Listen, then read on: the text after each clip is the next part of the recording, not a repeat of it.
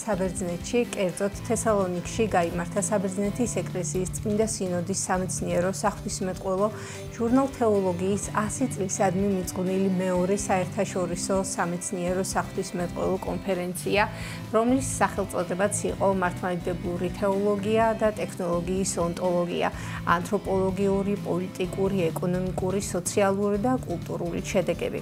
კონფერენციის გახსნას ესწრებოდა საქართველოს მართლმადიდებელი ეკლესიის დელეგაცია ზუგდიდისა და ცაიშის მიტროპოლიტ გერასიმეს ხელმძღვანელობით.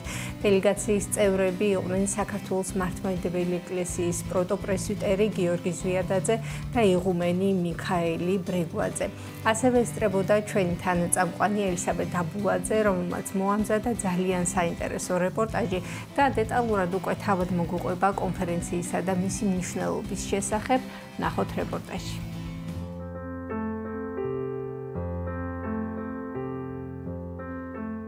დილომშვიდობისა, მოგესალმებით თესალონიკიდან, არისტოტელეს მოედანზე ვიმყოფებით ახლა, ცოტა არადამახასიათებელი ამინდია თესალონიკისთვის, თუმცა განწყობა მაინც ამაღლებული გვაქვს. უნდა მოგიყვეთ იმ ძალიან მნიშვნელოვანი ღონისძიების შესახებ, რომელსაც ვესწრებოდით ბოლო 3 დღის განმავლობაში. თესალონიკი მასპინძლობდა ძალიან მნიშვნელოვან აქტუალურ საკითხზე სამეცნიერო კონფერენციას სახელწოდებით მართლმადიდებლური თეოლოგია და ტექნოლოგიის ონტოლოგია. ეხებოდა ისეთ მნიშვნელოვან საკითხებს დღეისათვის, როგორიც არის ხელოვნური ინტელექტი, ტექნოლოგიური მიღწევები და მისი კავშირი მართლმადიდებლობასთან, რა გავლენას ახდენს ეს ყველაფერი ადამიანზე, ადამიანის ცნობიერებაზე და როგორ შეიძლება თანამედროვე ტექნოლოგიური მიღწევების სასიკეთოდ გამოყენება. ძალიან მასშტაბური ღონისძიება იყო, რომელშიც მონაწილეობდნენ მსოფლიო პატრიარქი, მისი ყოვლადწმინდესობა ბართოლომეოსი, ბულგარეთის პატრიარქი, მისი უნეტარესობა დანიელი, ასევე კვიპროსის ეკლესიის მეთაური, მისი უნეტარესობა გიორგი, საბერძნეთის ეკლესიის მეთაური, მისი უნეტარესობა იერონიმე და ალბანეთის მეთაური, მისი უნეტარესობა იოანე, ასევე სხვა ადგილობრივი ეკლესიების წარმომადგენლები. კონფერენციაში მონაწილეობას იღებდა ასევე საქართველოს მართლმადიდებელი ეკლესიის დელეგაცია, რომელსაც ხელმძღვანელობდა მეუფე გერასიმე. მეუფე გახლავთ მოგეხსენებათ ზუგდიდისა და ცაიშის მმართველი მღვდელმთავარი და ამავდროულად საქართველოს საპატრიარქოს საგარეო საქმეთა განყოფილების ხელმძღვანელი.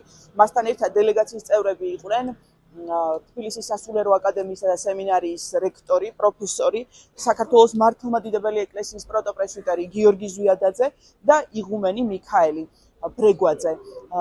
მინდა გითხრათ, რომ ვიდრე დაიწყებოდა კონფერენციის გახსნამდე საქართველოს მართლმადიდებელი ეკლესიის დელეგაცია შეხვდა საბერძნეთის ეკლესიის მეთაურს, მის უნეტარესობა იერონიმეს. მეც მქონდა პატივი, რომ დავსწრებოდი ამ შეხვედრას და კადრებიც გადამეღო, რომელსაც შემოგთავაზებთ პარალელურად. ძალიან თბილ გარემოში წარიმართა ეს შეხვედრა. მისმა უნეტარესობა იერონიმემ მოიკითხა დიდი სითბოთი პატივისცემით სრულიად საქართველოს კათოლიკოს პატრიარქ ილიამ მეორე, გაიხსენა მასთან შეხვედრაც და აი ამ შეხვედრის ბოლოს საჩუქრები გადასცა საქართველოს მართლმადიდებელი ეკლესიის დელეგაციის წევრებს. რა თქმა უნდა, თავის მხრივ საქართველოს ეკლესიის დელეგაციამ პატრიარქის სახელით საჩუქარი გადასცა მის უნეტარესობა იერონიმეს. ახლა მინდა დავუბრუნდე კონფერენციას და მოგიყვეთ გახსნის დღეზე. ძალიან მასშტაბური იყო გახსნის ცერემონია, რომელიც ჩატარდა წმინდა დიმიტრი თესალონიკელის სახელობის ტაძარში. დაახლოებით 800 ადამიანი ესწრებოდა კონფერენციის გახსნას. ღონისძიება გახსნა ბატონმა ალექსანდროს კაციარასმა, პროფესორმა, რომელიც გახლავთ საღვთისმეტყველო ჟურნალ თეოლოგიას რედაქტორი. და ეს ღონისძიება, რაზეც ახლა ვსაუბრობ, სწორედ ეძღვნებოდა ჟურნალ თეოლოგიის 100 წლის იუბილეს. შემდგომ მან უკვე სიტყვა გადასცა მსოფლიო პატრიარქს ბართოლომეოს. სიტყვით გამოვიდა ასევე საბერძნეთის ეკლესიის მეთაური, მისი უნეტარესობა იერონიმე და სიტყვა წარმოთქვა და აუდიტორიას მიესალმა საბერძნეთის რესპუბლიკის პრეზიდენტიც, რომელიც ასევე ესწრებოდა გახსნის ცერემონიას. კონფერენციის გახსნას უამრავი ადამიანი ესწრებოდა, როგორც გითხარით და მათ შორის ოფიციალური პირები, ცნობილი მეცნიერები მსოფლიო მასშტაბით და სხვა ადგილობრივი ეკლესიის წარმომადგენლები.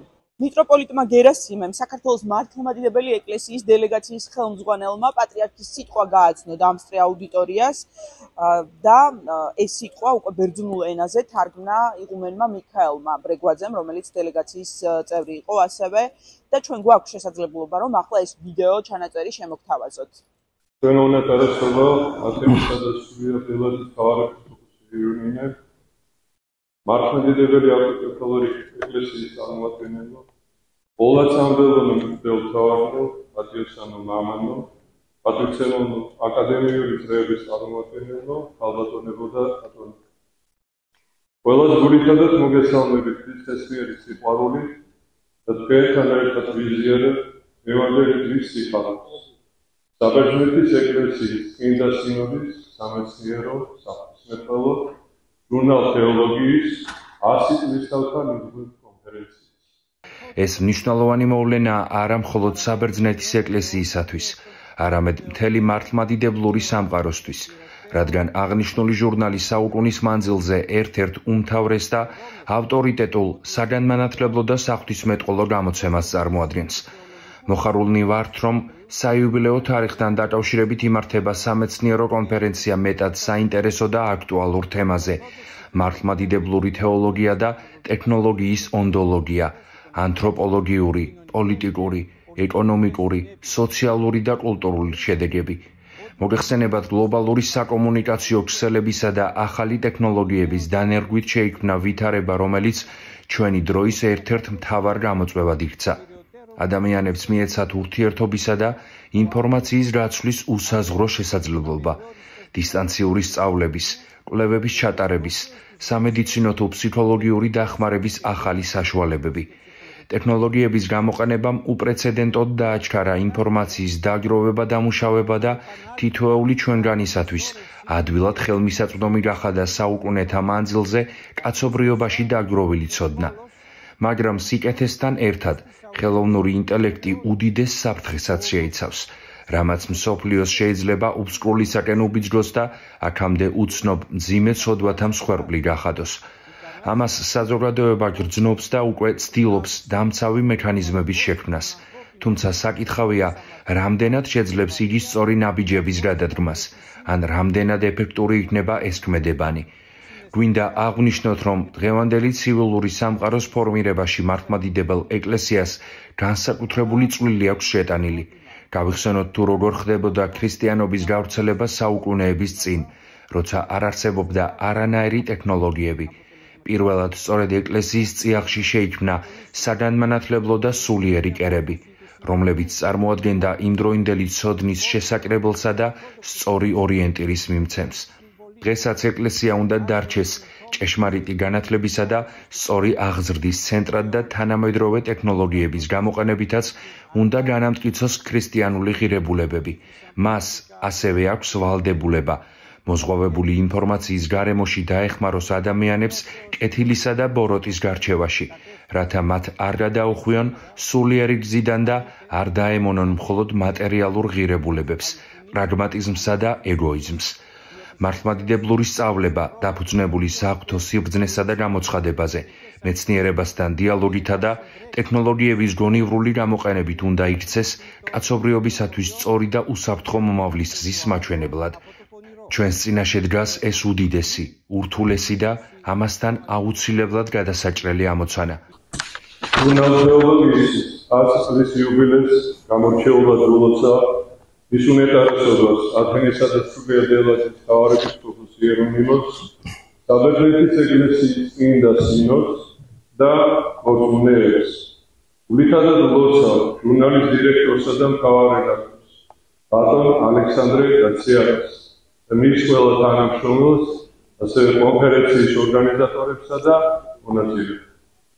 ვიმედოვნებ, ეს ღირსშესანიშნავი მოვლენა უდიდეს წვლილს შეიტანს ტექნოლოგიების საკითხებთან მიმართებით, ეკლესიის პოზიციის გამტკიცებასა და განსაზღვრაში და ჭეშმარიტი სარწმუნოება ვარც იყოს მთავარი ორიენტირი ცხოვრების მაძიებლობისათვის თანამედროვე სამყაროში, რათა შეეცნონ ღვთისა და მამის და ქრისტეს საერმოლო, რომელშიც სიბრძნისა და ცოდნის ყოველგვარი საუჯია დაფარულია.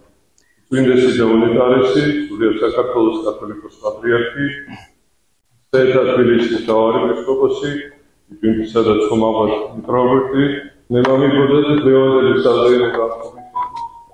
ისი უწმინდესობის და უნეტარესობის სრულიად საქართველოს კათოლიკოს პატრიარქის ილია მეორის სახელით, ბატონ ალექსანდრეს გადაუხადოთ უღმესი მადლობა და გადავცეთ მას სამახსოვრო საჩუქარი. ძალიან საინტერესოდ წარიმართა შემდგომი დღეებიც კონფერენციის მუშაობისა, ჩვენ ვესწრებოდით პლენარულ სხდომებს, სესიებს და მოვისმინეთ არაერთი საინტერესო საკითხი, არაერთი საინტერესო მოხსენება ცნობილი მეცნიერების მიერ წარმოთქმული, რომელიც ეხებოდა ტექნოლოგიების განვითარებას და ამ ყველაფრის კავშირს მართლმადიდებლობასთან.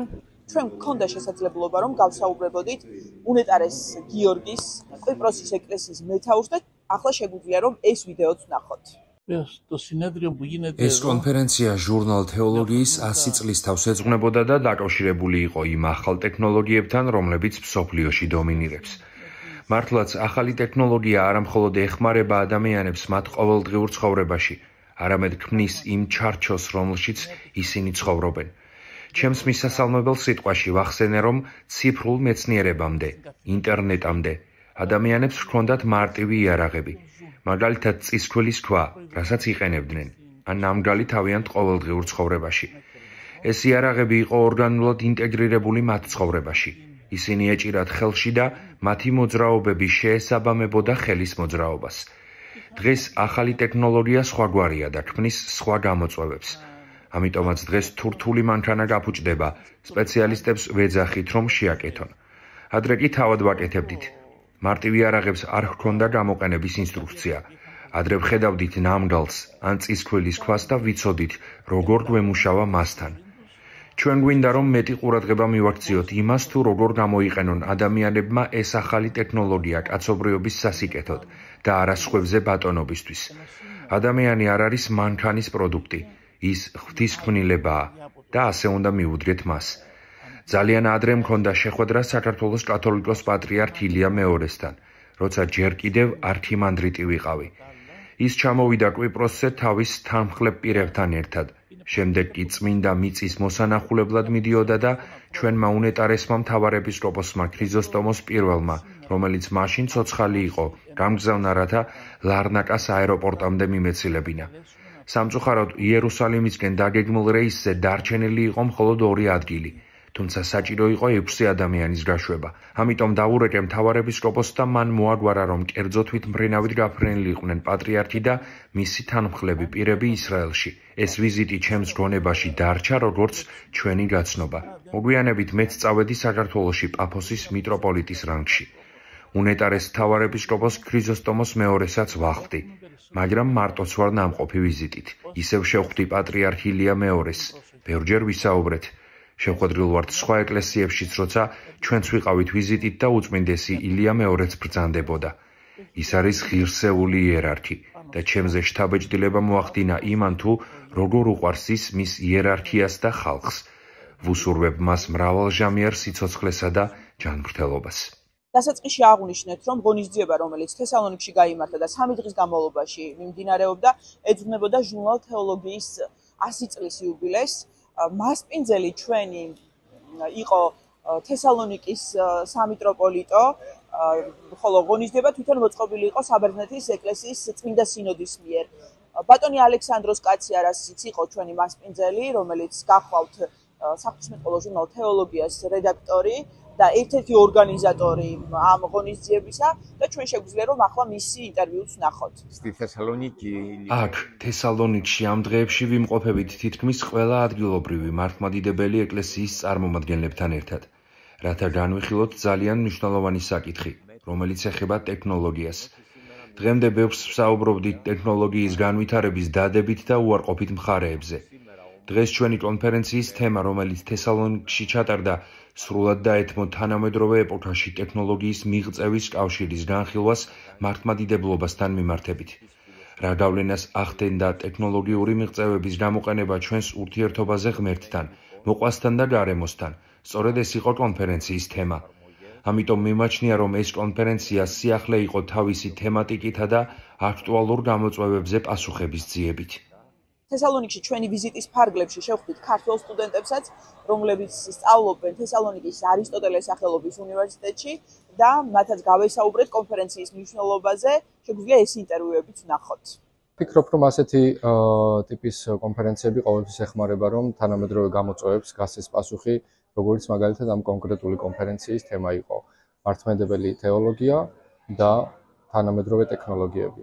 ვფიქრობ, მართლმადიდებელ ეკლესიას დღეს შეიძლება ითქვას, რომ მრავალი გამოწვევის წინაშე დგას და მოწოდებულია, რომ სხვადასხვა საკითხებს გასცეს პასუხი, როგორც მაგალითად ტექნოლოგიის განვითარება, ხელოვნური ინტელექტი და ასე შემდეგ.